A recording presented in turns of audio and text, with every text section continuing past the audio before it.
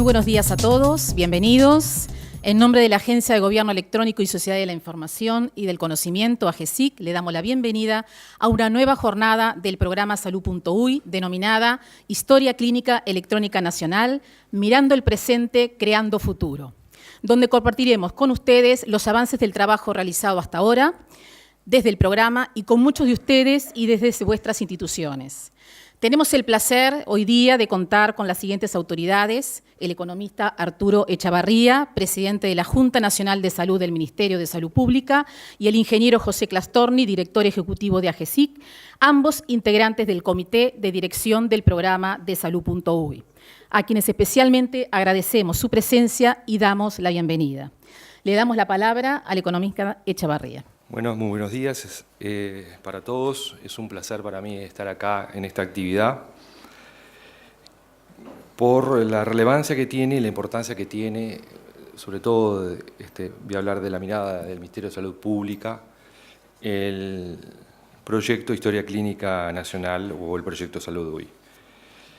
Para hacer referencia a esto, me gustaría entrar en algunos aspectos que seguramente se han conocido por muchos, pero no por todos, y es que en el tema asistencial, para que realmente se pueda hablar con una mirada asistencial de que hay una continuidad de esta asistencia, hay una absoluta necesidad de contar con una historia clínica.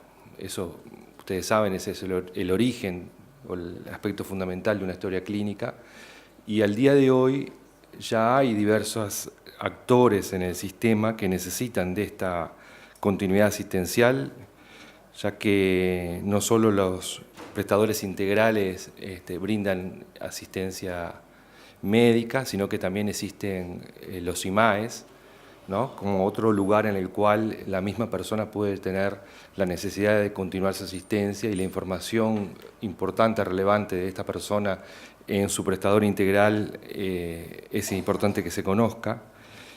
Pero además, la complementación de servicios de salud, un tema tan caro para el Ministerio de Salud Pública, en el cual pensamos que es una herramienta muy importante para lograr una mayor eficiencia en el sistema, y en el cual pretendemos que distintos actores trabajen en conjunto para brindar servicios, también es absolutamente necesario una continuidad asistencial.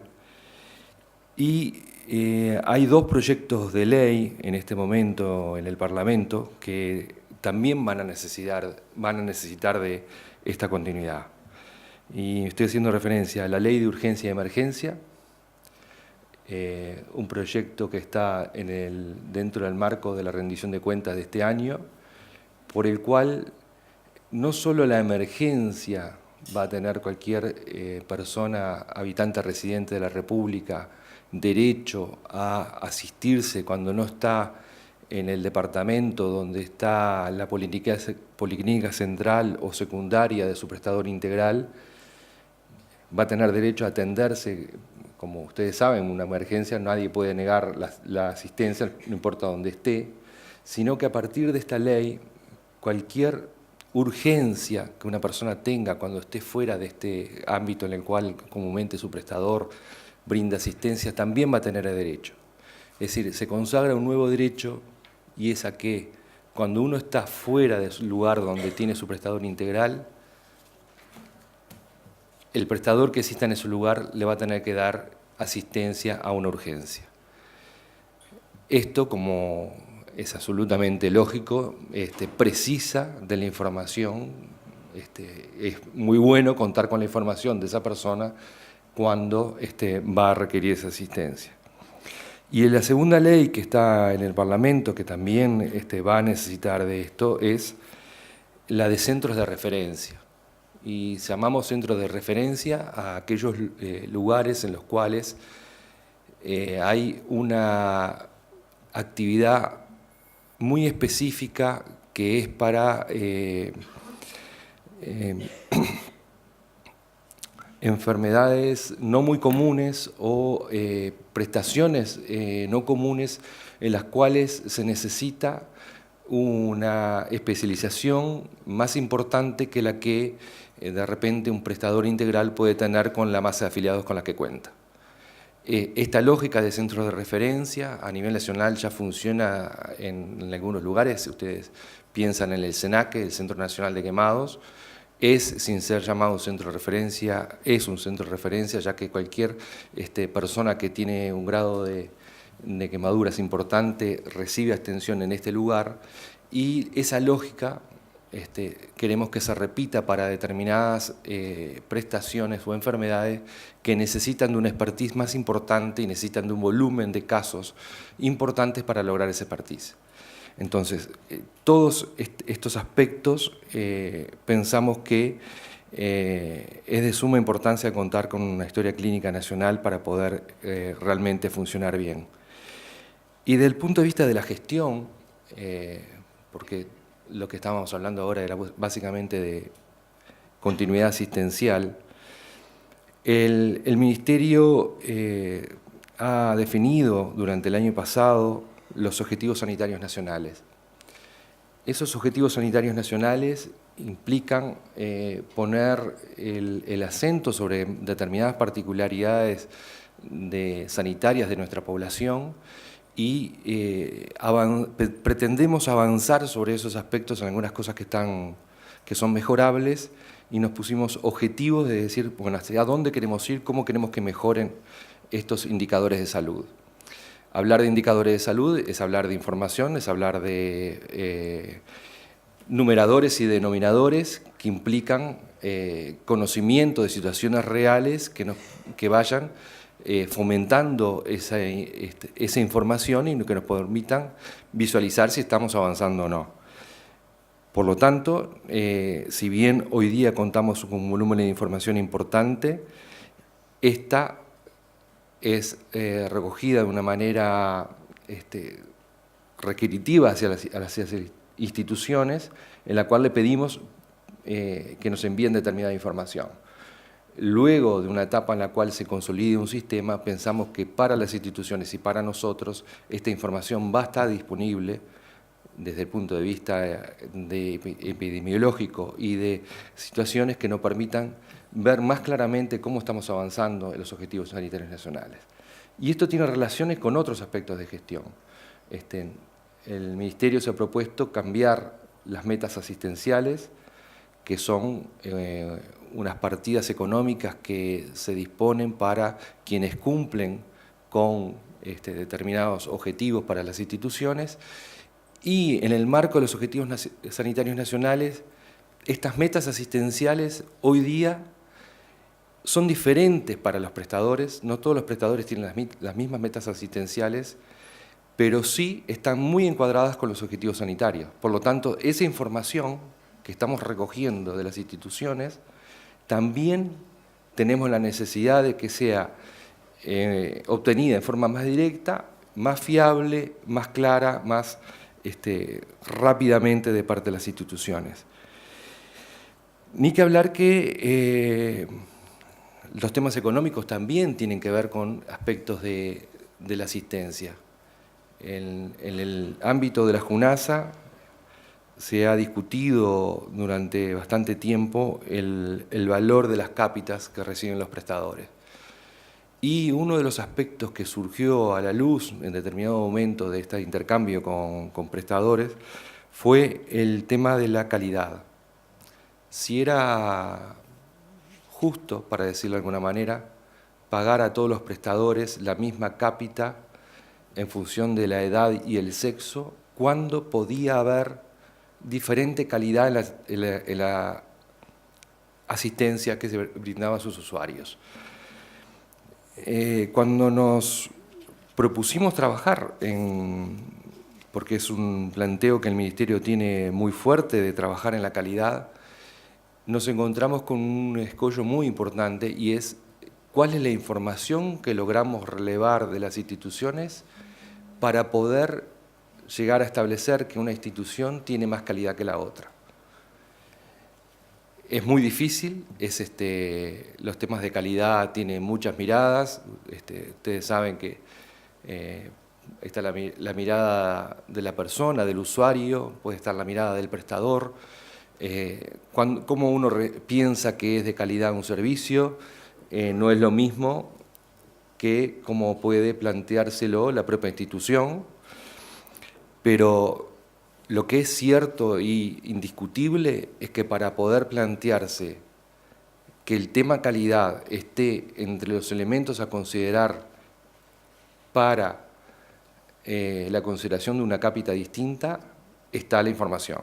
Una información de calidad, cierta, rápida, que nos permita proponernos, por supuesto con mucho trabajo en conjunto entre todos, cuáles son aquellos elementos que pensamos que pueden generar calidad y después realmente pasar a practicarlo. Entonces, son muchos los aspectos en los cuales la historia clínica electrónica nacional está bajo los ojos del Ministerio, siendo una necesidad de contar lo más rápidamente con todos los avances que la misma tenga. Y para mí, como integrante del Comité de Dirección de Salud UY, realmente es un placer poder participar e ir viendo los avances que vamos teniendo, ver cómo se está construyendo y hasta asistir a un evento como el día de hoy, en el cual sabemos que ha habido una demanda superior a la que teníamos planteada y por lo tanto es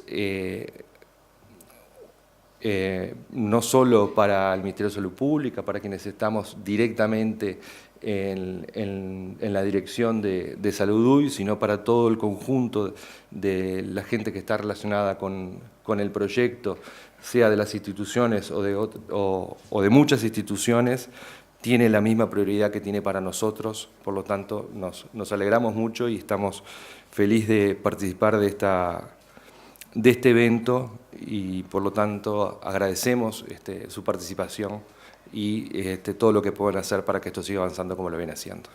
Muchas gracias.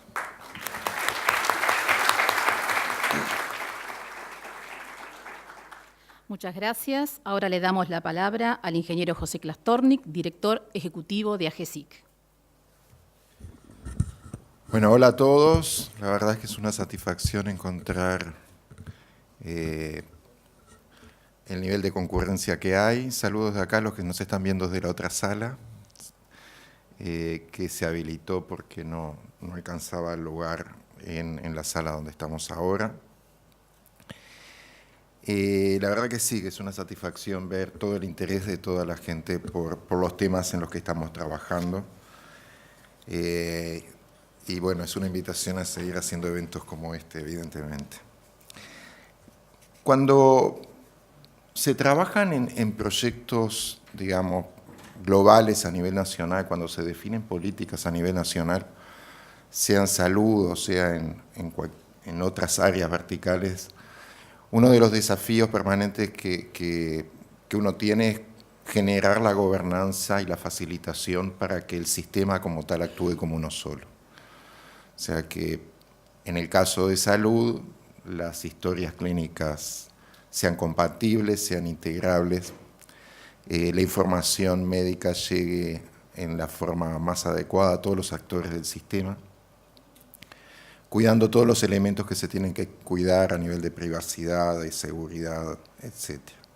Entonces, cuando maduramos a nivel de país como para generar las condiciones para este proyecto, nos estructuramos en un cuerpo donde básicamente tratamos de incorporar a todos los actores en distintos mecanismos de gobernanza, en directorios, en consejos asesores,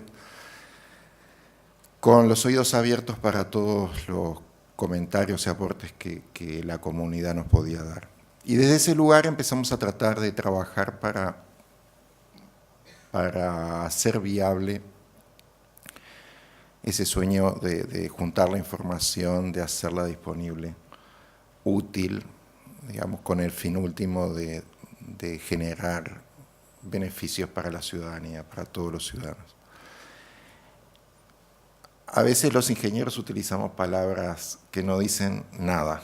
Por ejemplo, cuando hablamos de plataforma, ¿qué significa plataforma? En inglés, el otro día estaba viendo el ejemplo de Austria y hablan de autopistas y de repente en inglés queda mejor, pero quizás sea más claro cuando uno usa esos términos, ¿no? O sea, generar una autopista es, por ejemplo, desde esa transversalidad, un mecanismo para que uno lleve información de un lado a otro. Y eso es lo que empezamos a hacer, empezamos a generar una autopista para que la información que se estaba generando en cada lado se pudiese desplazar de un lado a otro. Y esa autopista o esa plataforma hoy ya está disponible, pero uno empieza a decir, bueno, se necesitan normas para gestionar el movimiento de los vehículos en esa autopista o de la información en esa autopista. Se necesita estandarizar cómo se definen a las personas o los pacientes y surge las herramientas de identificación únicas, se necesita compatibilizar los vocabularios médicos, se necesita estandarizar determinados elementos para que las historias empiecen a ser compatibles, las prestaciones, se necesitan diccionarios, se necesita trabajar, no es solo tecnología, se necesita trabajar, y han trabajado mucho en generar, digamos, esa plataforma que nos permite juntar la información. ¿Cuál es el estado un poco actual, si uno lo mira con cierta perspectiva? El primer tema para destacar son los esfuerzos que se hacen en todas y cada una de las instituciones. Cada una de las instituciones, por su lado y por sus propias necesidades de gestión, están trabajando y cuentan con algún sistema de historia clínica electrónica, al menos en algunos servicios, en algunos servicios. Hay instituciones que han avanzado más, hay instituciones que han avanzado menos, pero de alguna forma uno visualiza esfuerzos en todo el espectro de instituciones del país, que desde el gobierno hemos ayudado más o hemos ayudado menos, pero digamos, los esfuerzos están y los avances se han dado. El esfuerzo va a ser continuo, asumamos que no va a haber a veces la gente dice historia clínica electrónica como si fuese y ya está, todos los servicios, todos los lugares geográficos, todos los médicos y todos los usuarios informatizados, y eso no es así, no existe un momento mágico que crea todo, si es un proceso donde se van incorporando uno a uno y más servicios, personas y profesionales a esa consolidación de la historia clínica en cada institución. Eso desde el lado del trabajo de cada uno. Desde el lado de la plataforma tenemos una plataforma pronta, una plataforma que está lista para conectar a cada una de las instituciones, y el trabajo con el que estamos avanzando es irlas conectando con distintos niveles de madurez. O sea, existen varias etapas de madurez para la conexión que están previstas. En algunos casos es intercambio simple de información. Nosotros en la jerga media informática hablamos de interoperabilidad, o sea que podamos pasar la información, aunque sea en una hoja que no podemos discriminar los conjuntos de campos que hay.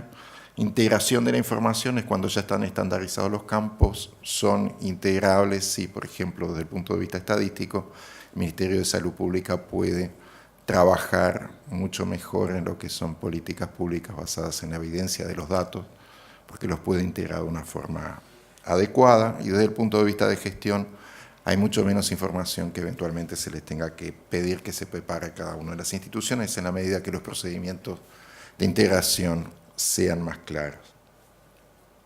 La plataforma está lista y tenemos preparados el decreto y las demás normas que implican las obligaciones y facilidades que se tengan para el intercambio de información clínica.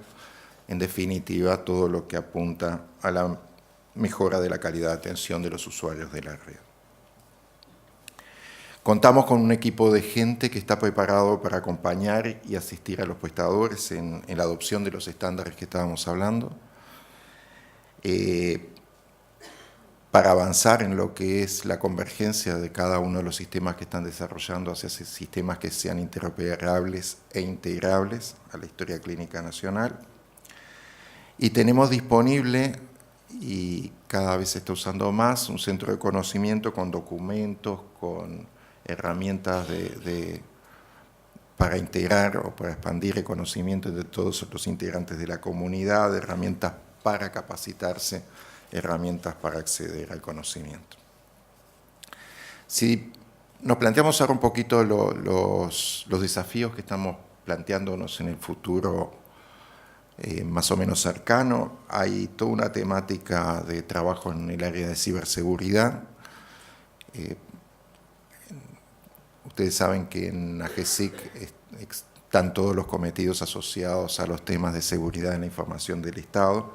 La idea es, y dentro de eso tenemos dos áreas específicas operativas, un centro de respuesta a incidentes informáticos y un SOC, un Security Operating Center, trabajando en todo lo que son incidentes de ciberseguridad. La idea es estructurar dentro del programa Salud UI un centro específico para las temáticas de salud, que es parte de la política que estamos haciendo a nivel sectorial, entre otros con defensa, con el área de educación, con el área de industria y con el área financiera.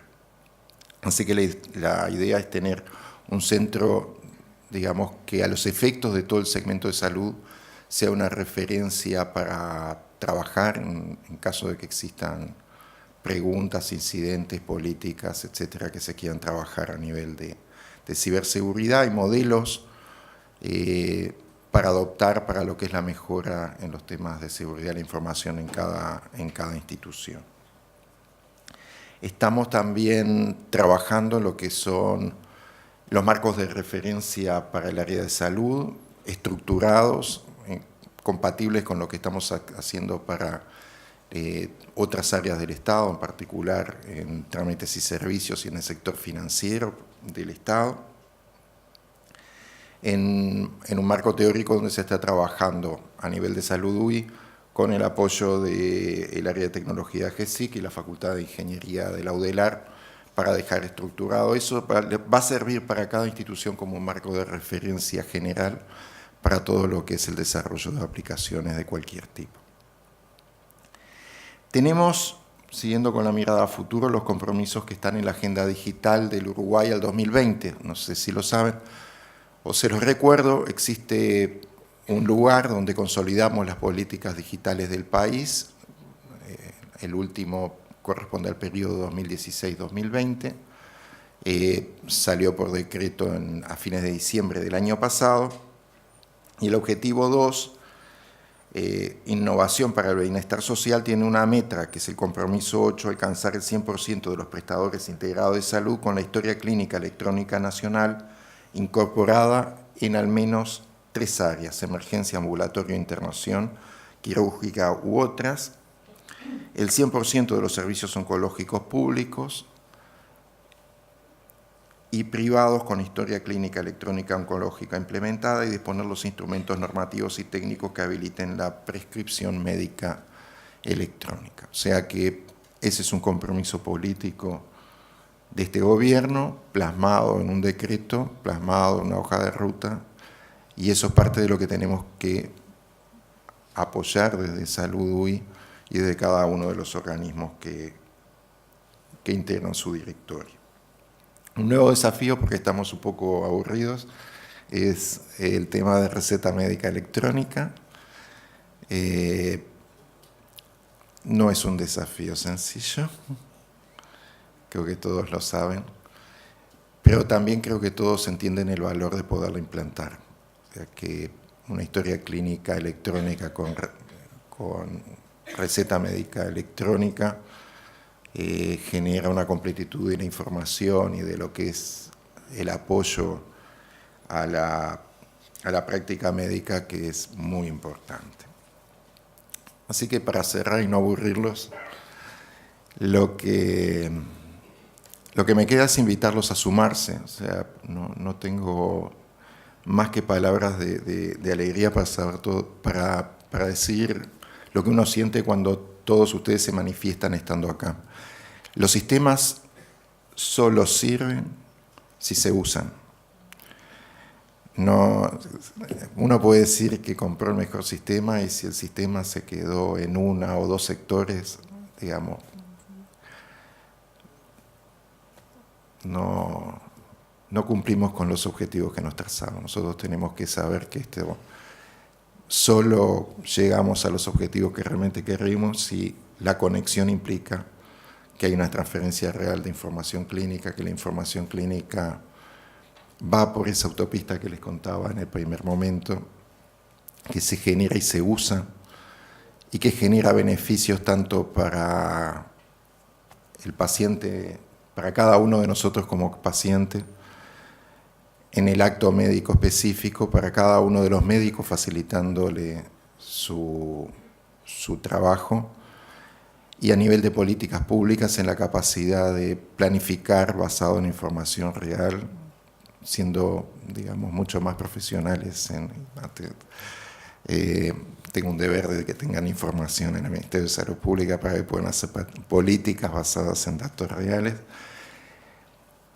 Todo debería ser, en definitiva, parte de una política donde consigamos, digamos, que la población mejore su calidad de vida. Así que, gracias por acompañarnos y la invitación a participar es casi una obligación. Muchísimas gracias a todos.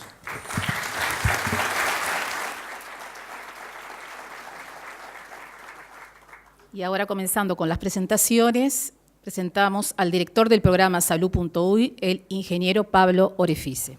Buenos días, ¿cómo andan? La verdad, una alegría enorme ver todo esto así lleno de gente aquí, la sala que tuvimos que habilitar al lado.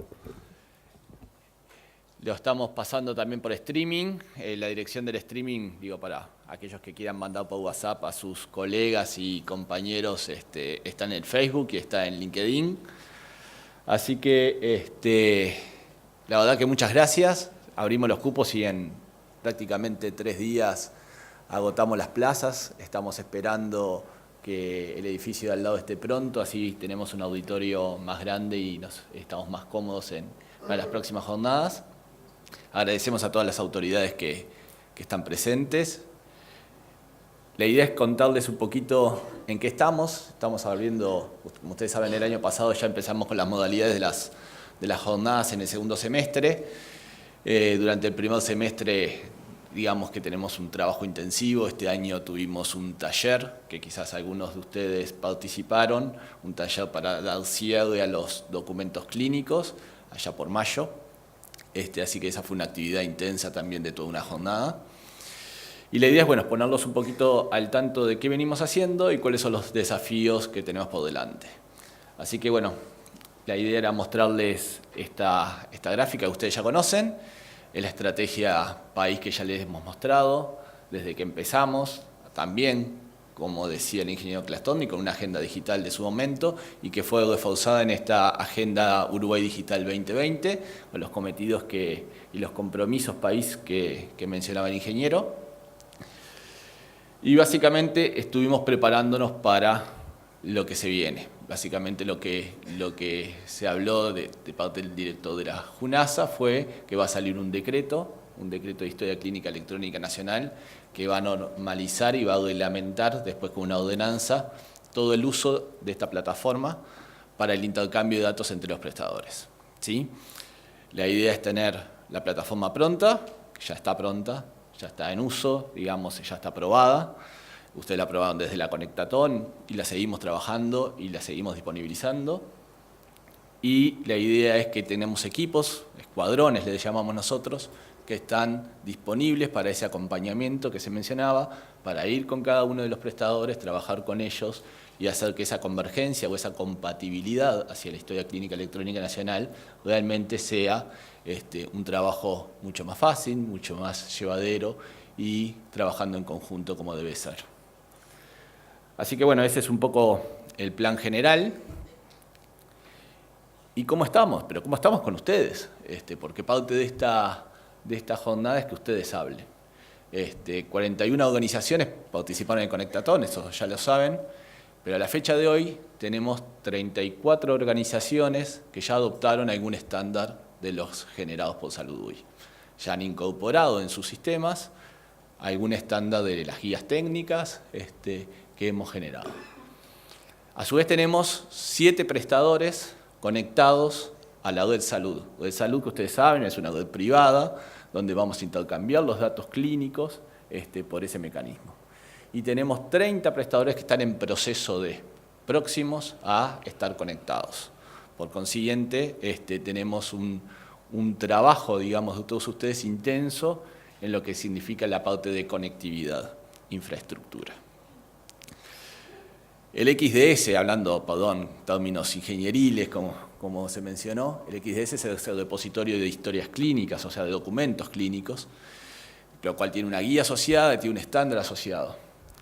Ya hay 30 instituciones que tienen un repositorio clínico de documentos de datos, ¿sí? Un repositorio de documentos de datos clínicos. Algunos están usando una versión que entregó SaludUI, otros están usando una versión propia, otros adquirieron una versión, pero no importa, la idea es que sean compatibles. Esa es la idea de ser interoperables. Así que hay 30 organizaciones que ya tienen un repositorio y hay una que está haciendo pruebas con otro repositorio, ¿sí? Tenemos 26 instituciones que ya generan CDA. CDA es el propio documento normalizado para el intercambio de información clínica. 26 prestadores hoy, a través de sus sistemas, generan documentos clínicos estandarizados de acuerdo a la guía de salud.uy. Y 5 de ellos están haciendo pruebas. 5 adicionales, ¿sí? Tenemos 30 prestadores utilizando servicios de terminología. Y tenemos 3 que están haciendo pruebas. Servicios de terminología que ayudan a la codificación de los datos en los dominios que cada uno vaya incorporando en sus propias historias. Están generando información codificada a partir del ingreso del dato, consumiendo esos servicios. Tenemos 25 instituciones haciendo pruebas contra el INUS. ¿Se acuerdan qué es el INUS? El INUS es el Índice Nacional de Usuarios de Salud, el EMPI, como le llamamos nosotros los informáticos. Hay 25 instituciones haciendo pruebas, o sea, enviando información de su padrón contra ese componente de la plataforma que a nosotros es como el corazón. ¿Se acuerdan que nuestra plataforma funciona con un índice en el cual se identifica al usuario de forma unívoca y a partir de eso se generan toda la traza de los datos y los eventos sanitarios que están asociados a ese usuario? Tenemos 2 instituciones que hoy tienen RIDI, o sea, nuestro sistema de teleimagenología. Están incorporando un producto que sacó SaludUI y que está asociado también a la estandarización de hacia dónde vamos, hacia esa convergencia que se hablaba hoy. Y tenemos 4 instituciones que tienen instalado historia clínica electrónica oncológica, que también a su vez cumplen con todos los estándares de HCEN. Y tenemos 3 instituciones que están en proceso de. Y acá hay una meta, como bien decía el ingeniero Klaskotovnik, de al final del periodo de gobierno todos los servicios oncológicos públicos y privados del país deben contar con esta herramienta.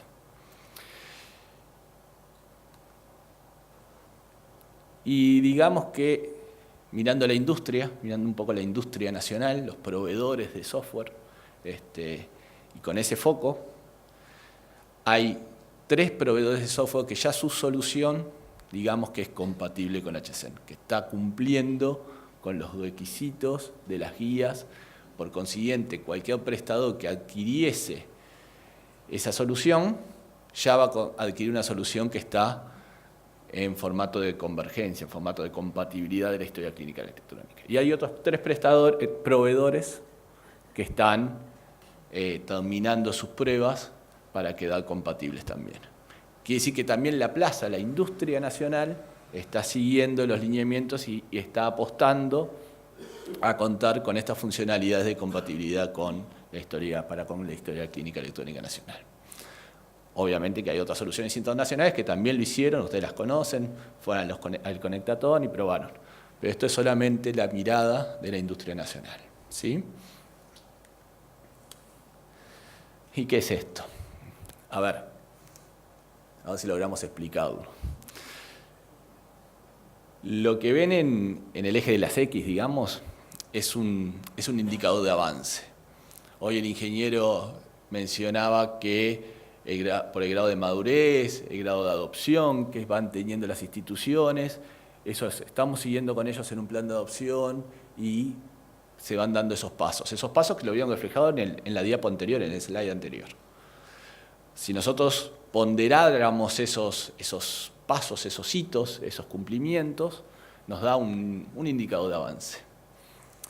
Esto lo que nos está indicando, básicamente, es que a cuanto mayor el indicador, más avance y más preparados están para el momento de que el decreto de Historia Clínica Electrónica Nacional sea una dualidad y efectivamente se reglamente y esté pronto.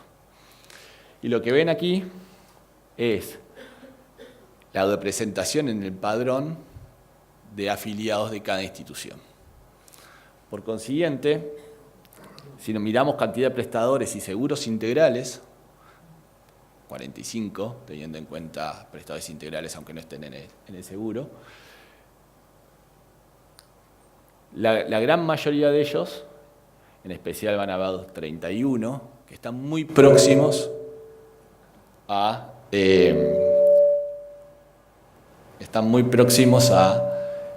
lograr la compatibilidad que les mencionábamos. Están haciendo las últimas pruebas como para engancharse, por así decirlo, a la historia clínica electrónica y empezar a registrar y publicar sus documentos para que sean accesibles a partir de otros prestadores. Y la representación de usuarios, porque al fin y al cabo también esto tiene foco en el usuario, en su calidad de atención, en que cuente la información del usuario a la hora de la atención clínica. Estamos hablando de casi 3 millones. Casi 3 millones la representatividad de esas instituciones. O sea, si nosotros hacemos un corte, digamos, en un avance, podemos decir que la comunidad de los prestadores están prontos y están cercanos a cumplir que sean compatibles con la historia clínica electrónica. Después viene todo el tema del despliegue, después viene todo el tema de cómo llego efectivamente a todos mis consultorios, a todos mis servicios con mi sistema. Pero los sistemas empiezan a estar disponibles y prontos para intercambiar y para tener los beneficios asistenciales de la historia clínica electrónica nacional. ¿Sí? Entonces, ¿qué vamos a ver hoy? Básicamente, lo que vamos a ver es una jornada que va a estar separada en 4 tracks, que fue un poco lo que quisimos mostrar aquí. Estos 4 tracks, ustedes los habrán visto en la agenda. La idea es que no hablemos nosotros, si bien cada track lo va a moderar uno de los coordinadores del programa de Salud UI, cada coordinador va a coordinar cada uno de esos tracks y va a explicar el contexto del mismo, pero la idea es que hablen ustedes. La idea es que hablen ustedes, cuenten la experiencia de uso, cuenten cómo lo están llevando adelante, cómo lo están implementando, cuáles son un poco los desafíos, cuáles son un poco los logros que ven. Entonces, para cada una de esas capas, que son esos cimientos que se fueron trabajando, vamos a ir contando con la experiencia de cada uno de ustedes mismos. Y ese va a ser un poco aparte la forma, digamos, que vamos a seguir de aquí en más. Seguramente la próxima jornada sean experiencias de uso de la historia a partir de ustedes. O sea, vamos a dejar que ustedes sean los que cuenten cómo utilizan la historia, cómo la ven, qué beneficios le encuentra, qué mejoras inclusive en la gestión le están encontrando. ¿Sí? Así que bueno, vamos a hablar de la parte más dura, la parte de abajo, todo lo que tiene que ver con marcos, como hacía referencia del ingeniero Castorni, que estamos trabajando, pero nos vamos a focalizar esta vez en seguridad. Seguridad porque en las otras jornadas que hemos tenido han hablado de salud, se ha hablado de marco técnico legal, se ha hablado de la plataforma de gobierno, se ha hablado de arquitectura, entonces creíamos oportuno que hoy seguridad tuviera su track. La gente de seguridad de la agencia es la que va a exponerse en ese track. Después va a haber un segundo track de modelos de información. Ahí específicamente vamos a estar hablando de los catálogos, vamos a estar hablando de terminologías y vamos a estar hablando del conjunto mínimo de datos que le mencionaba que los saludamos hace poco, muy poquito. y después nos vamos a ir al break, y cuando volvamos vamos a ver el uso de aplicaciones y una experiencia de un prestador que ya está incorporando el desafío de ser compatible con HCN. Entonces, cómo lo viene incorporando, cuáles son los pasos que da, cómo viene trabajando en pro de ello. Y al final, tanto el Ministerio de Salud Pública como el Fondo Nacional de Recursos van a exponer sobre cómo están aportando valor a la historia clínica electrónica para que cuando salga el decreto ya cuente con información rica como para que empiece a generarse valor en el uso de la misma y a su vez cómo ven la historia para dentro de sus procesos, cómo los beneficia. Esa es un poco la idea. Ahora Fernando va a hablar sobre el primer track de fundamentos y llamo también a la gente de seguridad. Muy buenos días para todos. Bienvenidos. Me corresponde entonces abrir con el primer track relacionado con fundamentos. Y bueno, cuando pensábamos cómo se iba a contextualizar la jornada, nos parecía interesante ir mostrando las diferentes perspectivas que se vienen desarrollando con la historia clínica. Es decir, son esfuerzos en diferentes líneas, en diferentes temáticas de infraestructura, de estandarización de la parte legal. Y uno que queríamos hacer énfasis es en los temas de lo que han sido los fundamentos, o sea, qué fueron los cimientos o las bases con las que empezamos a construir las definiciones de la historia clínica electrónica. Entonces, solamente para hacer una remembranza de qué hay detrás, qué es las primeras cosas, las primeras piedras que se colocaron en las especificaciones de la historia clínica. Cuando hablábamos de historia clínica electrónica era necesario hablar de interoperabilidad o de intercambio de documentos, y para intercambiar documentos no lo podíamos hacer sin estandarizar. Y existen estándares internacionales, pero para usarlos necesitamos una adopción, unas guías técnicas. Entonces, ahí fue muy importante que el programa definió guías técnicas para que tuviéramos los estándares utilizables o adoptables por las organizaciones. Entonces, una de esas piedras fundacionales fueron las definiciones de los estándares, que en su momento también permitieron que empezáramos a definir las arquitecturas. Las arquitecturas eran los componentes que íbamos a tener en una plataforma de salud, que no iba a crecer sola, sino que iba a estar dentro de una plataforma que ya el gobierno electrónico o AGESIC nos proveía, es decir, AGESIC ya tiene una plataforma de gobierno electrónico, una plataforma de interoperabilidad, sobre la cual nosotros deberíamos implementar la plataforma de salud. Entonces, con base en esa plataforma que ya existía, la plataforma de interoperabilidad, definimos los componentes de salud. Algunos los comentó Pablo. Por ejemplo, un componente importante era cómo vamos a identificar los usuarios, cuál va a ser el identificador único, y en eso encontramos que era el índice maestro de usuarios, que es un EMPI, es un componente de la plataforma, otro componente, un registro de eventos, otro componente, unos repositorios que también la arquitectura definió que iban a ser distribuidos. Las unidades o las piezas de intercambio, los documentos estandarizados son los CDAs, y todas esas definiciones se fueron creando en esta base. Entonces, las guías técnicas sobre la plataforma de gobierno electrónico, hicimos la plataforma de salud, y pensando en los temas de seguridad y las necesidades de compartir información dentro de las organizaciones de salud también, se dio una definición muy importante que era crear una red salud, una red solamente para los prestadores, para las organizaciones involucradas en el intercambio de estos datos. Entonces, ya tenemos la red salud, es otra piedra fundacional importante ya operativa que está en las bases y en las definiciones de la historia clínica electrónica nacional. Importante que los documentos estén firmados, que usen las definiciones del Estado con relación a firma electrónica. Entonces tenemos definiciones de firma electrónica para que los documentos generados tengan certificados que puedan avalar la integralidad de la información que se intercambia. Y bueno, y a su vez, avanzando con todo esto, era necesario también tener como el marco legal, el marco jurídico que fuera preparando la posibilidad de interoperar con nuestra plataforma. Entonces son también acciones que se han desarrollado dentro de los fundamentos. Habiendo trabajado en los temas de seguridad, igual nos tenemos un aspecto muy importante que es todo lo relacionado con un marco de seguridad, o sea, todo lo que va a hacer que las instituciones empiecen a proteger sus datos como un activo importante.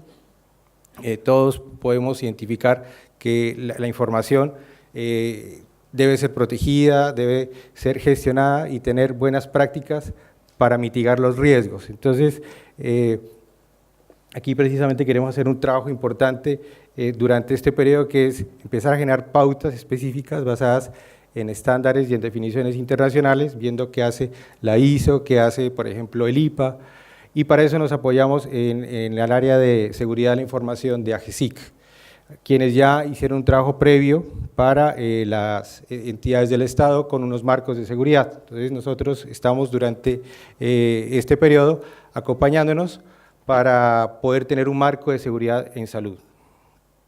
Pero para no hablar más yo, voy a hablar con la experta, quien les va a comentar de qué se trata el marco de ciberseguridad. Previo a eso, también comentarles que casi todos los elementos que están aquí abajo, preparamos también una experiencia, un showroom en la mitad, en el break. Esperamos que quienes tengan inquietudes acerca de la red salud, de los CDAs, de la plataforma, los componentes del EMPI, hay un grupo de colegas, compañeros, quienes estarán en el siguiente salón, en el salón de en la multifunción. Tenemos como unas slots en los que pueden acercarse y preguntar acerca de algunos cursos o inquietudes concretas acerca de los temas aquí presentados. ¿Okay? Entonces, para avanzar, entramos en nuestra historia clínica. Y bueno. Y Fabiana Santillán, de Seguridad, nos va a comentar en qué hemos avanzado en marco de ciberseguridad. Bueno, buenos días a todos, gracias por estar. Antes que nada quería arrancar, capaz que no todos son muy conscientes de qué hablamos cuando hablamos de seguridad, definirla en solo 3 simples pilares: confidencialidad, integridad y disponibilidad. Esos 3 pilares, que pueden leer en la presentación cuál es su definición formal, se lo quiero materializar en ejemplos que le van a resultar mucho más cotidianos. Cuando hablamos de confidencialidad, hablamos de proteger, por ejemplo, la información que está en las historias clínicas. Imagínense el impacto que podría tener para un prestador de salud o incluso para un usuario como tal, que su historia clínica sea accedida por alguien que no tiene ningún interés personal de que sea accedida, ¿no? Por ejemplo, que todas las historias clínicas de una mutualista X queden publicadas en Internet. Bien, eso realmente implicaría un impacto. La integridad, una forma clara de ver la integridad. Supónganse que yo por ejemplo, agarro la historia clínica de cualquiera de ustedes, yo no soy médico, soy ingeniero, no tengo ninguna razón por la cual tocar su historia clínica y cambio un valor.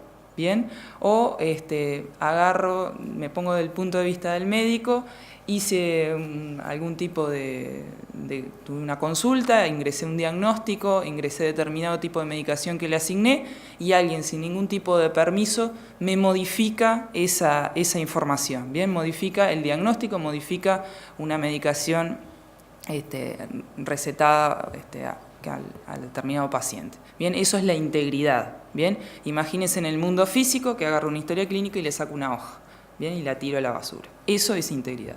Y por último, la disponibilidad creo que es un caso que a muchos les ha de sonar conocido, ¿no? Es un típico ejemplo, voy y el sistema está caído. Entonces algo que yo quiero ejecutar en base a un sistema no está disponible. Quiero hacer un trámite porque quiero agendarme para determinado servicio, para tener una consulta con un especialista, lo que sea, y el servicio está caído. Voy a una consulta, paciente o médico, no interesa, necesito tener la historia clínica para poder atender de la mejor manera y la historia no está disponible. Bien, eso básicamente es disponibilidad. Entonces, teniendo en clara esta introducción de qué entendemos por seguridad, es donde nosotros empezamos a ver que, bueno, todo el mundo y en particular Uruguay está trabajando fuerte, bueno, ni que hablar en la historia clínica nacional, en la historia clínica oncológica, como comentaba hoy más temprano Klastornik, en lo que es trámites en línea. Ya todo el mundo se está volcando a tener información en la red, información disponible de Internet, disponibles de sistemas que de repente antes era más común tenerlo en el mundo físico, en el mundo papel, y ahora ya empezamos a tenerlos disponibles de otra manera. Entonces, dado que las vamos a tener disponibles de otra manera, es coherente, es esperable tomar nuevas medidas de control o de repente las mismas adaptadas para que esa información siga estando resguardada, se sigan protegiendo esos pilares que les comentaba hace un momento. Entonces, bueno, como una forma de generar esa confianza en el uso, no solo de los usuarios, sino también de los prestadores, de los médicos, o sea, acá, cuando nosotros hablamos de uso de la tecnología o de uso de la información, siempre hay muchos actores que están involucrados, es que dijimos, bueno, necesitamos tener algún marco, algún conjunto, algún compendio de buenas prácticas que ayude a las diferentes organizaciones a proteger su información, ¿bien? Protegerla siempre teniendo en cuenta los pilares que les mencionaba al principio. Es por eso que surgió allá a mediados del año pasado, en realidad desde el anterior, en 2015, surgió la necesidad de armar este marco de ciberseguridad, como bien mencionaba Fernando en el inicio. Ese marco está basado en un marco que ya preexistente, el Cyber Security Framework, que es elaborado por NIST, que es el Instituto de Normas Técnicas de Estados Unidos, y es un marco que abarca o presenta buenas prácticas tomadas de diferentes estándares de la industria vinculados a seguridad de la información. Toma en cuenta COVID-5, toma en cuenta la ISO, toma en cuenta normas propias de NIST, entre otros estándares que existen en la materia.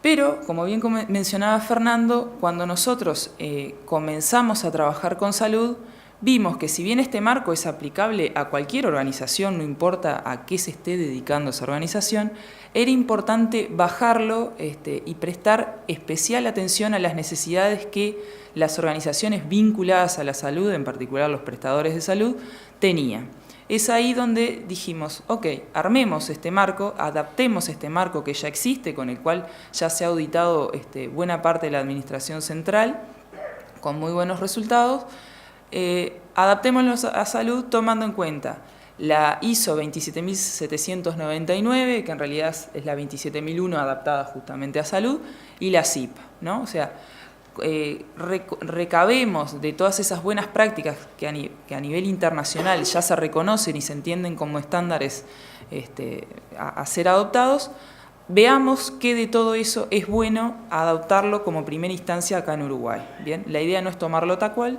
sino irlo adaptando a las necesidades que entendemos son necesarias.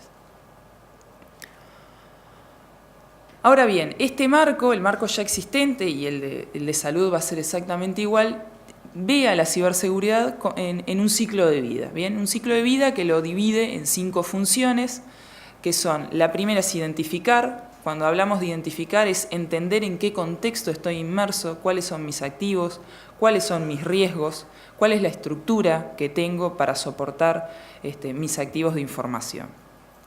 En una segunda instancia, cuando yo ya sé dónde estoy parado, sé cuál es mi contexto, conozco mis riesgos, bueno, ¿cómo me protejo? ¿Bien? ¿Qué controles implemento? Luego, una vez que yo ya conocí dónde estoy, identifiqué mis controles, bueno, de que esos controles eventualmente pueden tener algún desvío, puedo tener algo no deseado, algo que se sale del camino esperado. Entonces, bueno, ¿cómo detecto, cómo monitoreo esos desvíos? Si esos desvíos realmente son importantes y termina habiendo un incidente, por ejemplo, que un sistema se caiga, que una historia clínica se pierda, que se modifique sin ser así querido, bueno, ¿cómo respondo ante ese incidente? ¿Bien? ¿De qué manera está preparada la organización para atender un incidente de seguridad?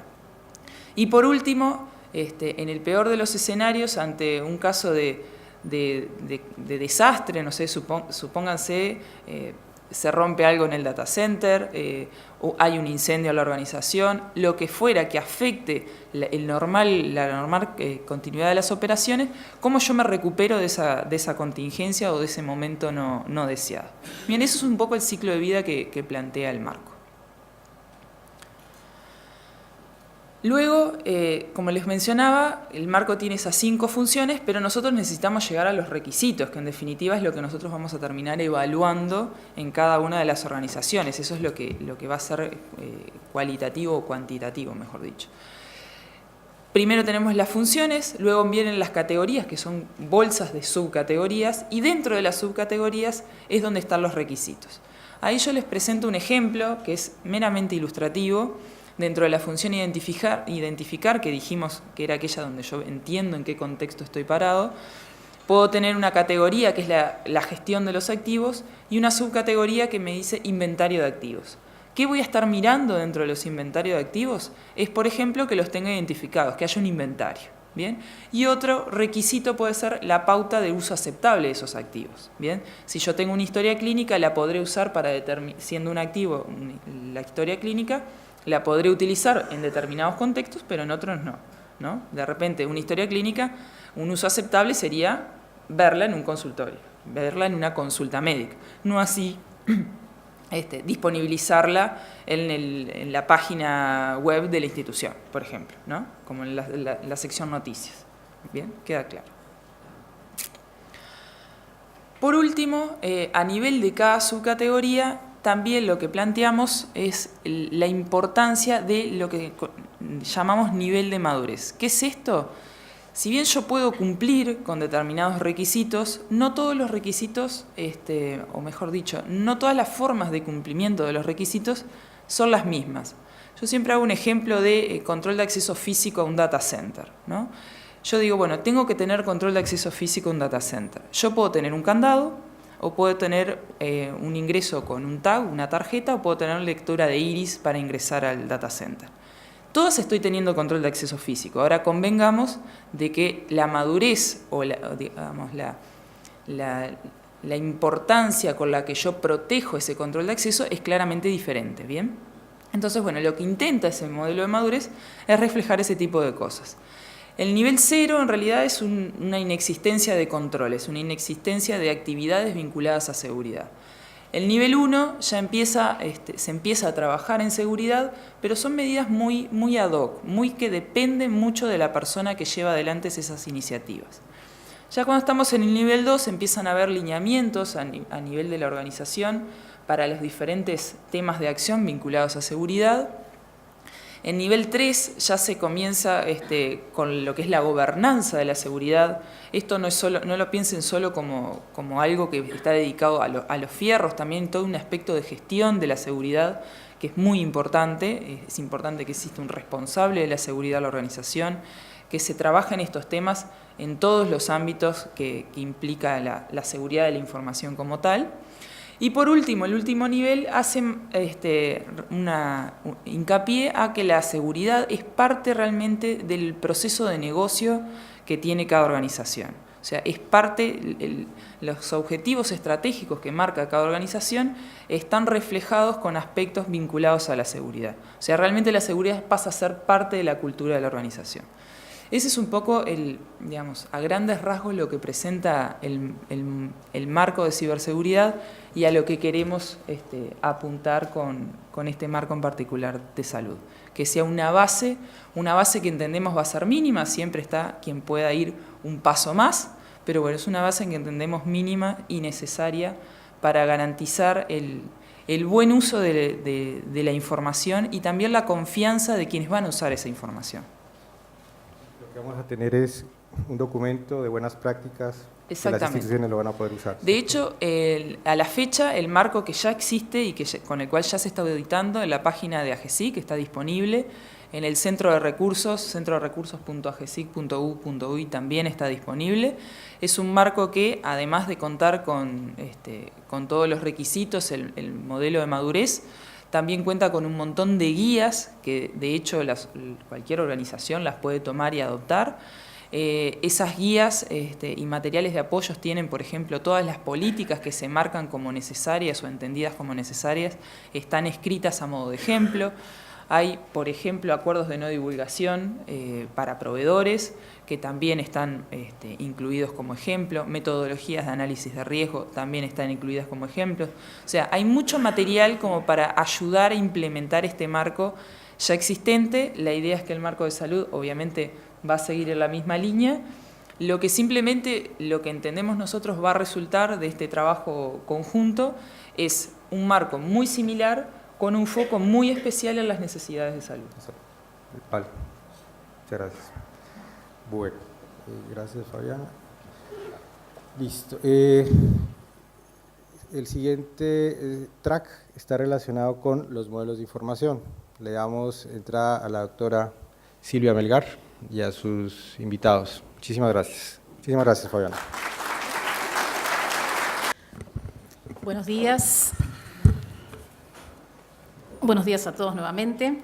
En este episodio de la jornada vamos a hablar de los modelos y pensando más que nada en que cuando uno inicia una hoja clínica, uno pone un dato clínico determinado, que se genera una institución a través de un acto clínico y que a su vez debe ser visto en otra institución, en otro momento, por otro integrante del equipo de salud.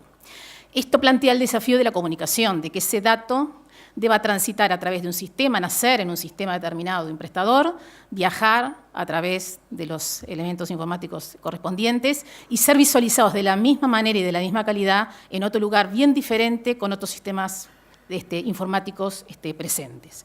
Por lo tanto, es el desafío es de la comunicación, de adoptar y tener lenguajes comunes y formatos estructurados también para poder facilitar ese trasiego y ese flujo de la información a través de todo el sistema, de todos los prestadores de nuestro sistema nacional. Para eso tenemos como 3 componentes, que aquí lo vemos muy bien en nuestra capita de tierra que vemos allí en el dibujo, donde hay 3 componentes fundamentales que queremos destacar hoy y compartir con ustedes, que es la parte de la terminología, ¿verdad? Con este sentir de que el dato se genera.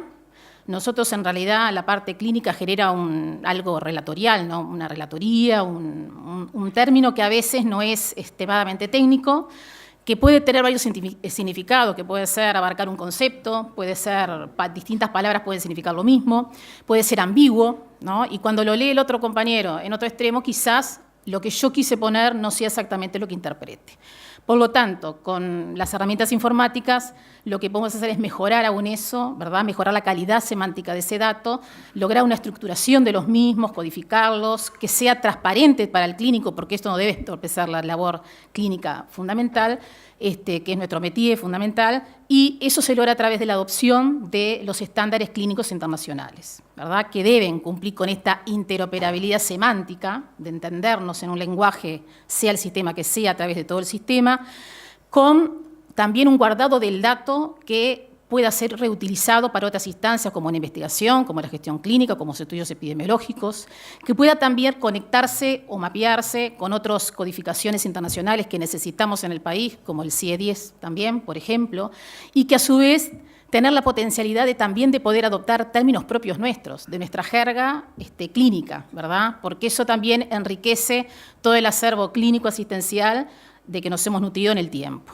Y esto se logró a través de la selección de un estándar, que es el SNON-NEPCD, que ustedes lo conocen muy bien, donde el Uruguay, para favorecer la accesibilidad además, paga esa licencia para que sea de fácil acceso a todas las instituciones y organizaciones, para que la HCEM pueda, de alguna manera, comunicarse de esta manera. El segundo componente es la generación de diccionarios que deban ser únicos, que deban ser utilizados a todo nivel nacional, acordados obviamente con el Ministerio, como es todo nuestro trabajo, nacidos, surgidos de la necesidad y trabajados con la gente que los necesita y los va a utilizar, con términos únicos, inequívocos, que no den lugar a dudas, ambigüedades, ¿verdad? Para que todos sepamos que la información nace de una forma y llega de igual manera al otro lado. ¿Se entiende? Y estos diccionarios también atados a estos estándares tan importantes internacionales que nosotros fomentamos y además que tengan que tener un ciclo debido de renovación para actualización, que creo que es una de las cosas que a veces nos dificulta la tarea. El tercer componente es la adopción de conjuntos de información mínima, básica, para fomentar la interoperabilidad y la continuidad asistencial, que son los conjuntos, los denominados conjuntos mínimos de datos, CMD, que también unificados, normalizados, basados en los estándares internacionales de arquetipos, de codificaciones y demás, cumpliendo todas estas estrategias para poder dialogar entre los sistemas y que la información clínica sea la que es generada y sea la que vamos a ver en todos los lugares del país. Nosotros contamos para como soporte un área crítica para nosotros, que es el centro de servicios, donde nosotros damos soporte a la gestión administrativa, las solicitudes, fomentamos los procesos administrativos para que las instituciones y organizaciones que quieran adoptar estos productos lo hagan de la mejor manera y sin ningún tipo de barreras. Este centro realmente es para nosotros un centro neurálgico, crítico, para no tener obstáculos mayores para que el HCEM pueda ser una verdadera HCEM para todos, donde podamos dialogar y transitar la información de la manera que nosotros queremos. Hoy contamos con la presencia de 3 compañeros, que ya son muy amigos de la casa, de muchos años de trabajo, para compartir con ustedes las experiencias de 3 productos. El primero es el Diccionario Nacional de Medicamentos y Afines, el segundo es el Diccionario de Procedimientos Quirúrgicos y el tercero es el Conjunto Mínimo de Datos, en su primera versión. Así que le vamos a dar la palabra al doctor Gabriel Chehuen, que nos va a contar su experiencia en el trabajo con el Diccionario Nacional de Medicamentos y Afines. Gracias, Silvia. Mi nombre es Gabriel Chehuen. Y voy a intentar en 5 minutos tener el atrevimiento de explicar cómo un sistema de prescripción electrónica funciona y a partir de ese sistema de prescripción electrónica adoptamos el Diccionario Nacional de Medicamentos y Afines. Yo represento a FEPREMI, a la Federación de Prestadores Médicos del Interior. Es un conjunto federal de 24 instituciones en todo el país. Estamos en Artigas y en el Parque Valle, Montevideo.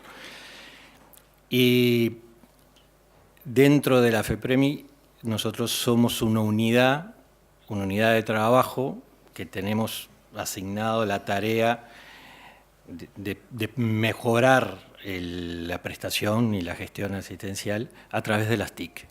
Nuestra oficina en particular se dedica a eso. Y bien, dentro de los productos que hemos desarrollado, estamos desarrollando e implementando una historia clínica federal.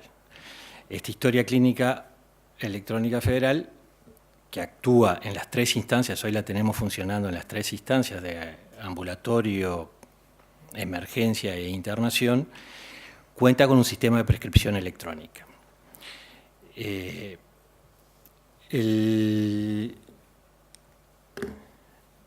El sistema de prescripción electrónico se basa básicamente en una tabla federal de fármacos.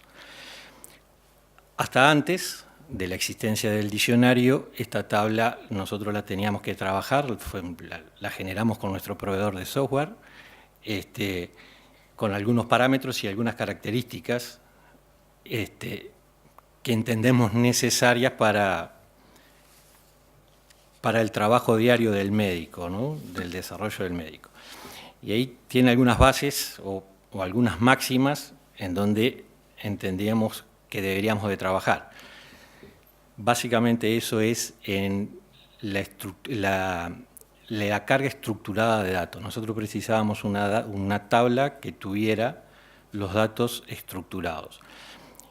A partir de ahí y a partir de la magia que hacen los ingenieros en el software, el médico adquiere en la instancia que está trabajando y prescribiendo ayudas. Esas ayudas son fundamentales si nuestra tabla está estructurada y tiene el grado de disgregación necesarios para eso. Algunas de ellas que mencionamos, esto es muy complejo, disculpen el atrevimiento, pero voy a mencionar a 3 o 4. Las drogas, o sea, nosotros precisamos que la tabla tenga estructurada su droga para cada producto o la asociación de drogas, que tenga asociado también en forma estructurada la potencia, la unidad y la presentación o la forma farmacéutica.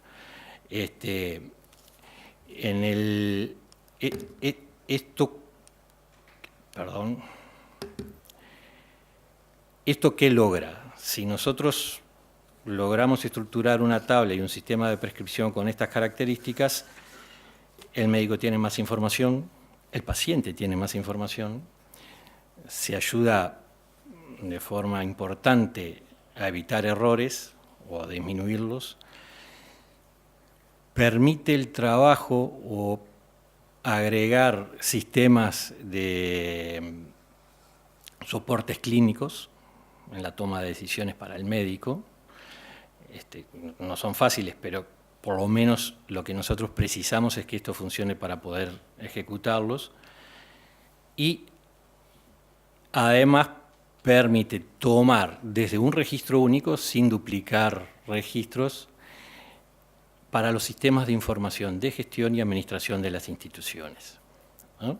Entonces, simplemente le voy a mostrar, no sé si se ve bien, un pequeño esquema de cómo trabajamos nosotros con nuestro sistema de prescripción, en donde el médico, esto es una instancia de ambulatorio, donde el médico, sentado a su consultorio y con el paciente, va a realizar la prescripción electrónica.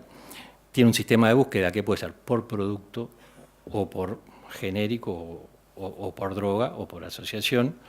Una vez que creo que no se ve muy bien, pero en la tabla, cuando el médico elige o ve el producto, ya tiene asociado a la droga, la potencia, o sea, la unidad, la cantidad de unidad que tiene, vinculado. Lo puede elegir por uno, ya sea por la marca comercial o por el producto genérico. Debe elegir, indica la dosis, indica una unidad de prescripción o unidad asistencial, que no es la unidad del producto, es la unidad con que el médico prescribe, ¿no? Miligramos, comprimidos, etcétera, etcétera.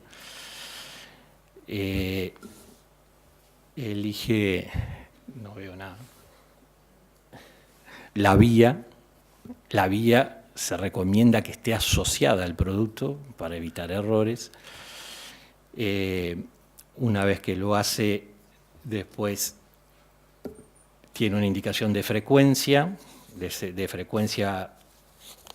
donde indica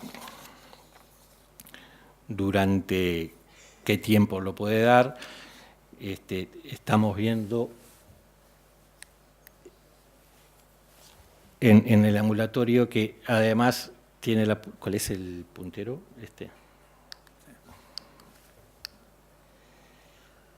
Además de la frecuencia, que puede ser por horas o demás, lo puede condicionar estándar junto a comidas o alguna situación especial. Indica los días de tratamiento y, para un tema de logística, también la capacidad o la cantidad de recetas que son necesarias. Esta es una instancia del sistema de prescripción en el área de internación. Funciona más o menos igual, pero con características diferentes.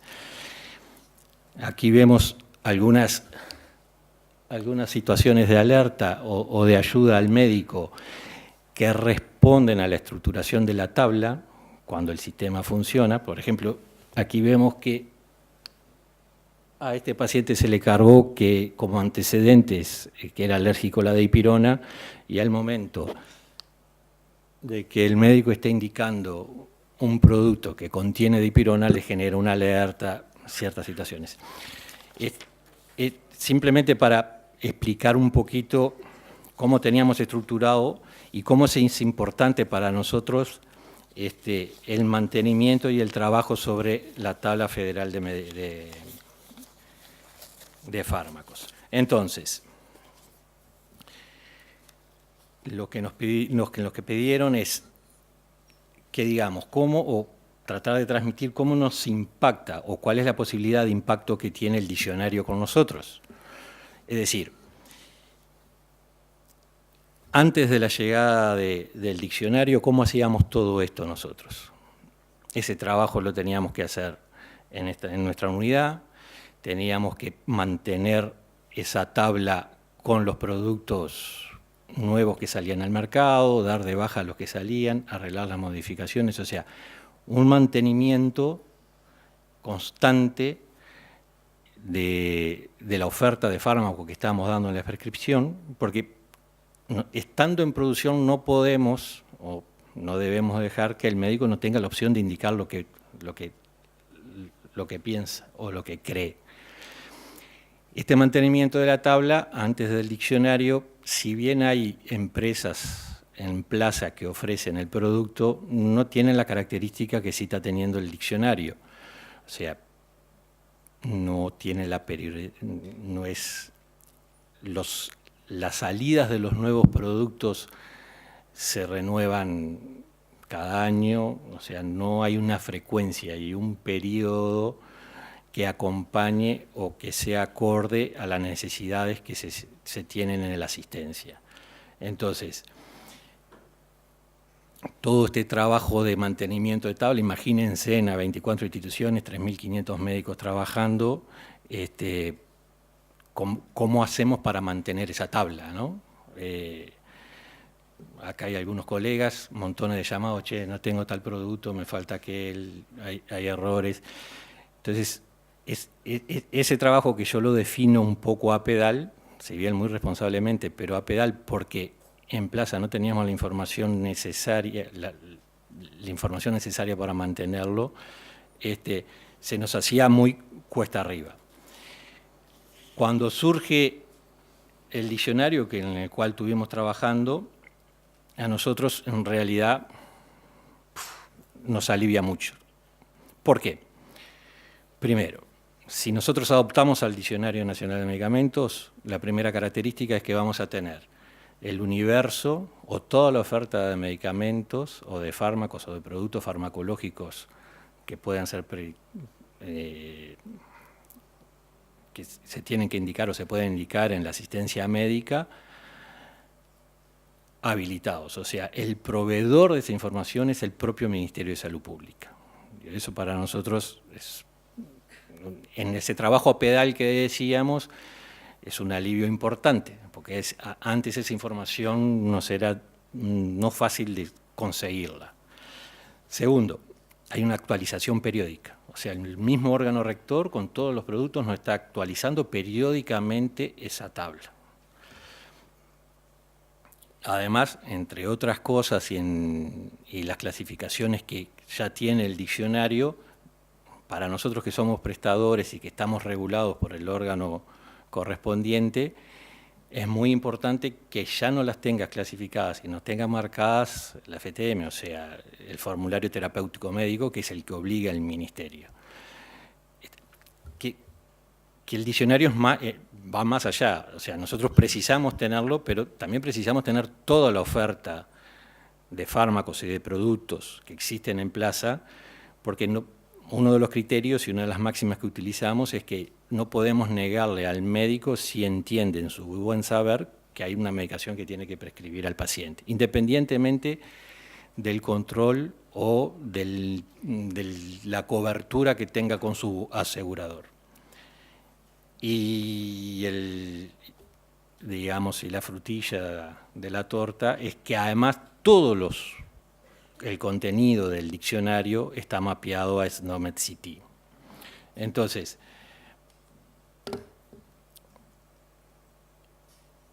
para nosotros fue la verdad, muy positivo el impacto del desarrollo del diccionario y fuimos de los primeros que dijimos, vamos a adoptarlo. Bien. Ahora, ¿cómo hacemos para adoptarlos? Contarles brevemente eso, porque tampoco es magia, ¿no? Ustedes saben que, si bien los informáticos hacen magia, pero no surge de la nada, hay que hacer trabajos previos.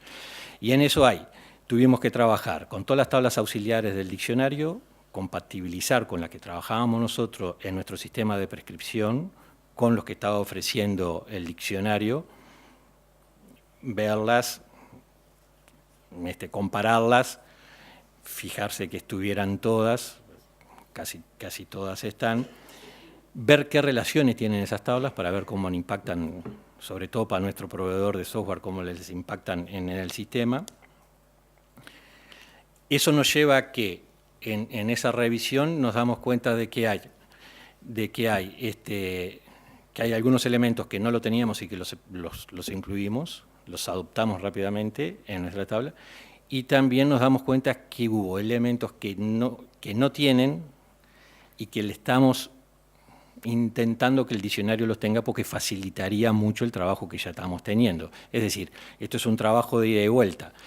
Adoptamos y proponemos en la medida que podemos que el diccionario adopte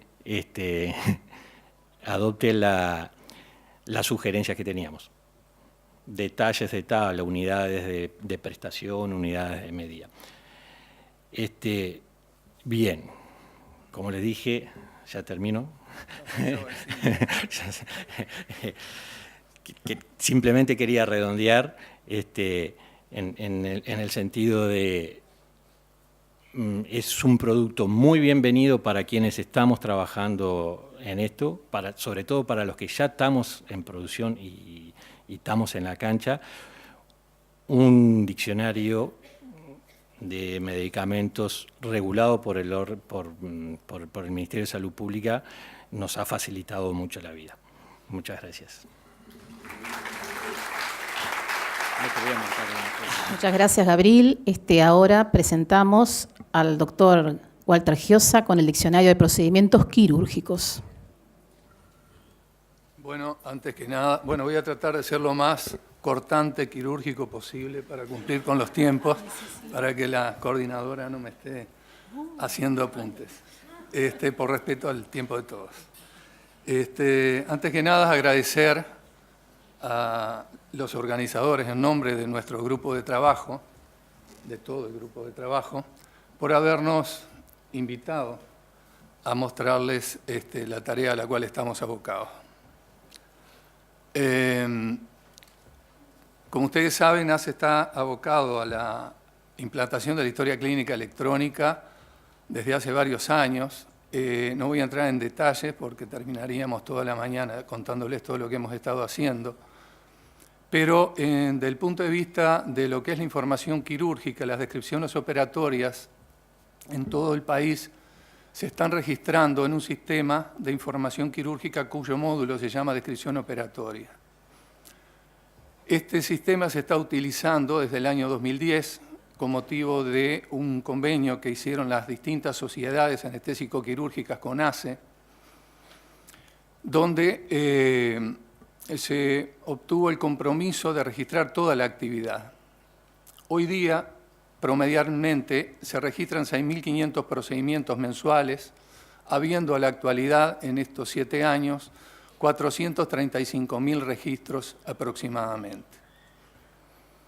¿Qué podemos decir en cuanto a estos años de experiencia? Bueno, que ha habido una adopción total con registros de alta calidad, obviamente por las características que les voy a contar de cómo están construidas las tablas de los procedimientos.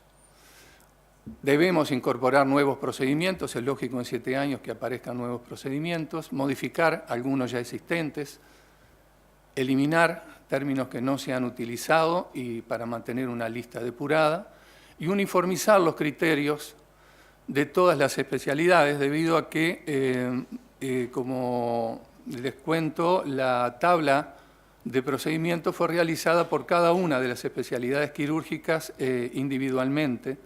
Eso tiene la fortaleza de que cada técnico conoce perfectamente su terminología y refuerza una buena calidad de datos. Pero tiene el inconveniente de la heterogeneidad, donde, de acuerdo a las distintas especialidades que hayan procedimientos en común, esta terminología puede tener ciertas variantes y nosotros, una de las tareas importantes es unificar los criterios de las tablas para que sea más plana y uniforme, donde un procedimiento que se realiza en una especialidad tenga la misma codificación que el otro, aunque los colegas lo llamen de otra manera.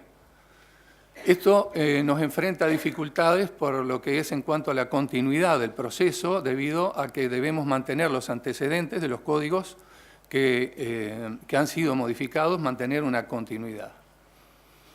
A todo esto, el Ministerio de Salud está abocado en la misma línea de trabajo, por lo cual unimos esfuerzos para lograr un producto más fuerte y potente y poder disponibilizarlo para todo el mundo. Comenzamos a trabajar en marzo del 2016 con el objetivo de lograr una tabla nacional de procedimientos quirúrgicos con un mapeo a terminologías no MCT.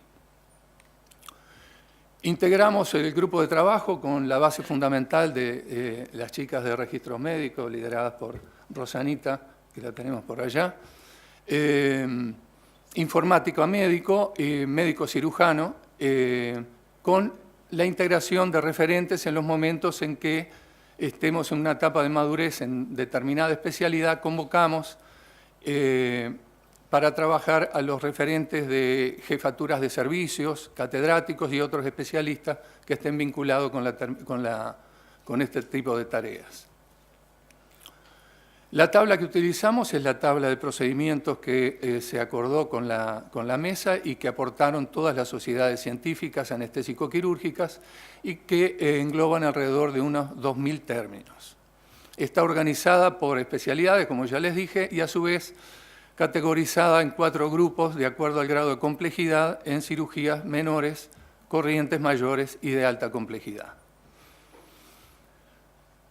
El procedimiento lo hacemos en una primera instancia, hacemos una revisión de la tabla tratando de identificar los términos que sean lo más claros posibles, que estén bien definidos, que no den lugar a dualidades y por lo tanto en los casos de multitérminos le buscamos una subclasificación que luego la proponemos para los referentes en la instancia en que los convocamos. Posteriormente, hacemos una búsqueda en SNOMED-CT, cuando logramos la codificación la utilizamos, en los casos en que no han sido pocos, en que no coincidimos con el detalle que está catalogado, consultamos haciendo un intercambio con los expertos extranjeros que están contratados para este tema. Y cuando hay que crear códigos nuevos, bueno, se incorporarán de acuerdo a las características como una extensión nacional de SNOMED-CT, que además puede ser propuesta para también SNOMED-CT internacional. Una vez que terminamos la búsqueda y la codificación de la tabla, nos contactamos con los referentes, con los cuales les pedimos que vengan a las oficinas de Salud UI, donde tenemos una sala de reuniones para poder recibirlos y trabajar más concentradamente, pero muchas veces hemos ido a sus lugares de trabajo debido a la disponibilidad de horarios de ellos. Posteriormente, entonces, que estén validadas las tablas con los referentes, ya les comenté lo que hacemos con la extensión nacional, se hace una publicación para el uso universal, todos los interesados van a poder acceder a esta tabla, un ejemplo puede ser utilizado para lo que es el PIAS. Trabajamos con reuniones semanales en el equipo y luego diariamente en forma individual de acuerdo a las disponibilidades, cada uno va avanzando durante la semana. Esta es la tabla de especialidades que estamos trabajando al momento actual. En el momento estamos con 3 especialidades ya con las tablas finales, con el aval de los referentes prontas. De la mitad de las que nos restan ya están avanzadas con los referentes, estamos haciendo permanente intercambio y la otra mitad que resta está ya en revisión de la codificación primaria. En cuanto a la experiencia que hemos adoptado, podemos decir que fue lento el proceso inicial, obviamente vinculado con la falta de familiarización. Una vez que estuvimos familiarizados, pudimos ir acelerando y cada vez vamos más rápido. La creación de sinónimos con una jerga local nos permite que la tabla definida se adapte al lenguaje que el médico está acostumbrado a utilizar, con lo cual obtenemos datos fidedignos. Esa es la fortaleza que consideramos tiene la tabla nuestra. La disponibilidad de los referentes es lo que más nos ha limitado el avance que hemos planificado, pero de todas maneras consideramos que es imprescindible el aporte de ellos para lograr una adopción como hemos venido logrando hasta ahora con este producto. Creemos que vamos por buen camino, a pesar de que para nuestras ansiedades quirúrgicas creemos que vamos muy lento, pero hemos logrado un producto con conceptos firmes y sustentables y un producto final de aplicación nacional con terminología clara, reduciendo al mínimo las posibilidades de interpretaciones ambiguas. Creo que esto es otra de las fortalezas. Bueno, eso es todo. Muchas gracias. Muchas gracias, Walter. Y ahora Guianella nos va a contar su experiencia. Buenos días a todos, gracias por estar aquí. En los próximos minutos voy a presentarles lo que ha sido el mejor resultado que hemos obtenido en cuanto a los documentos de información que intercambiará la historia clínica electrónica. Mi nombre es Guianella Santander y formo parte de este grupo asesor médico que ha estado trabajando en este cometido.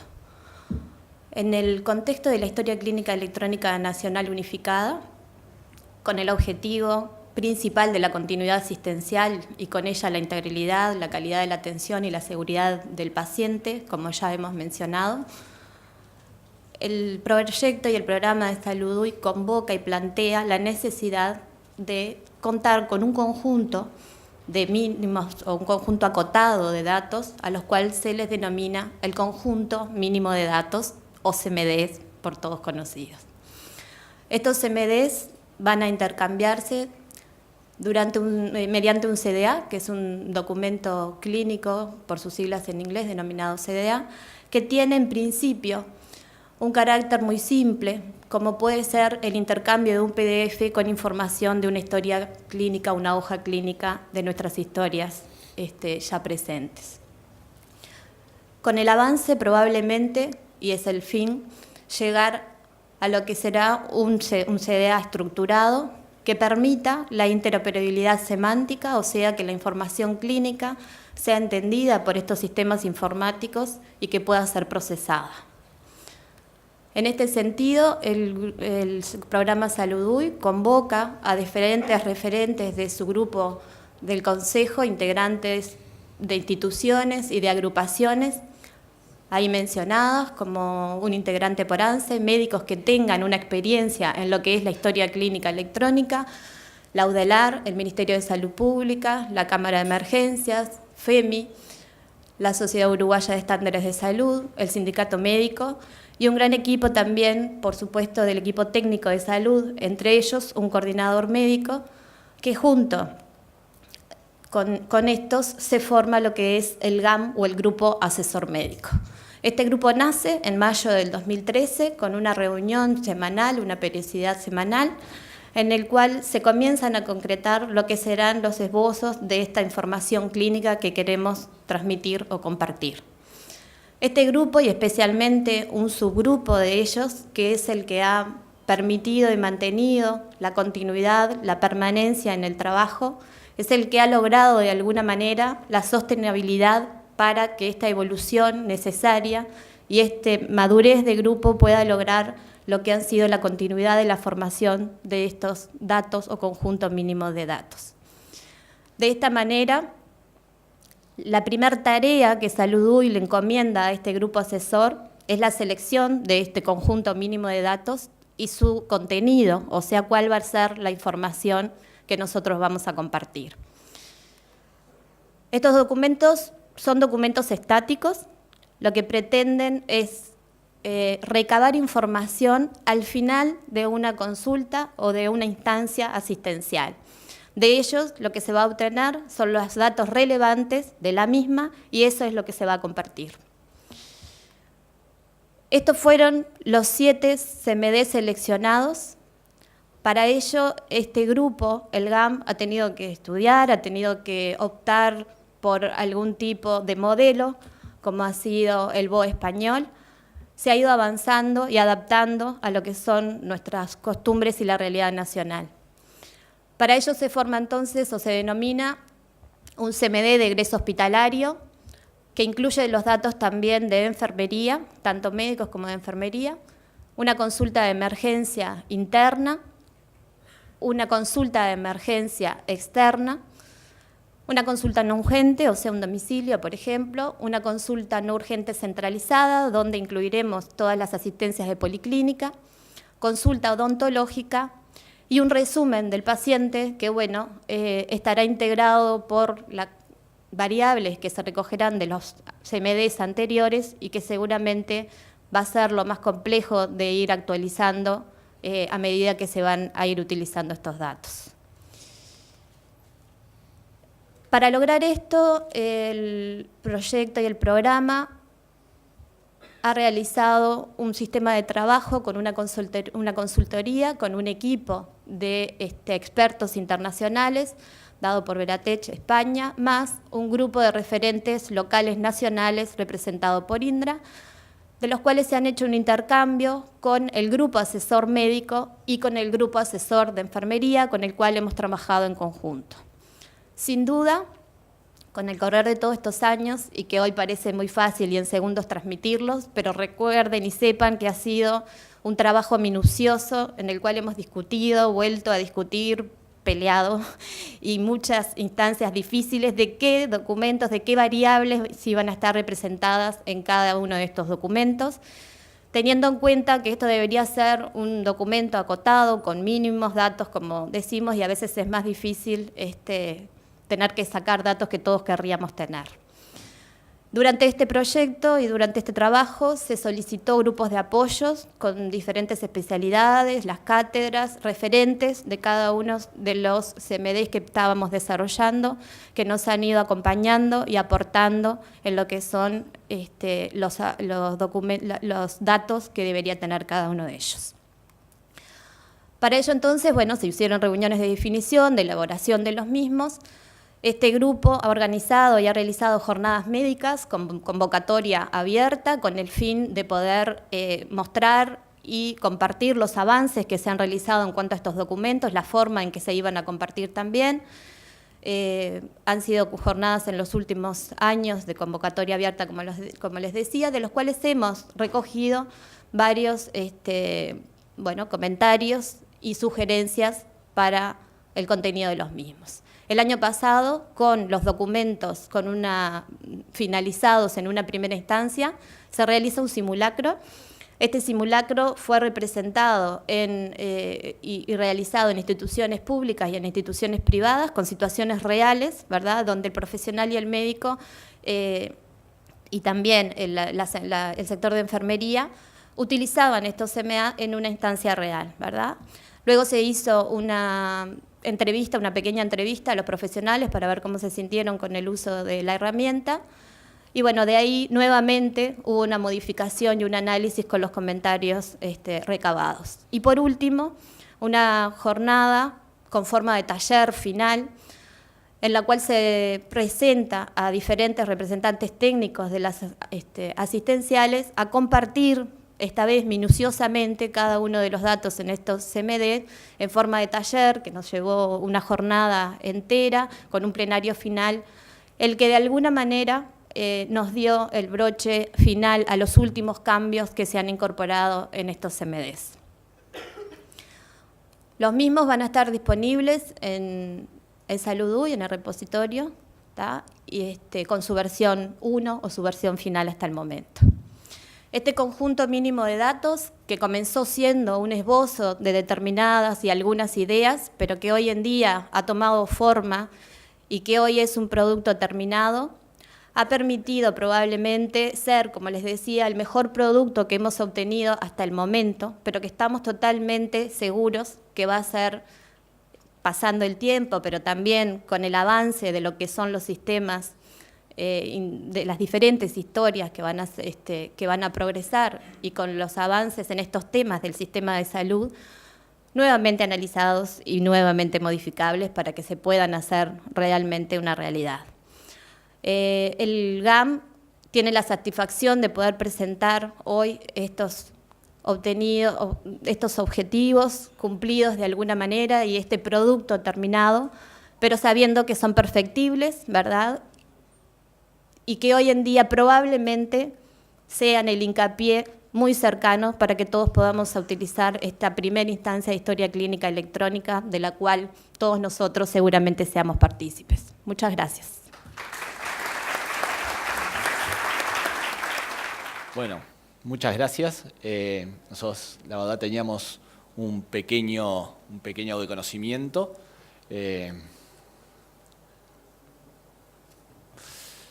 La idea es que, es cierto, desde mayo del 2013 este grupo ha sido un grupo de fierro, digamos.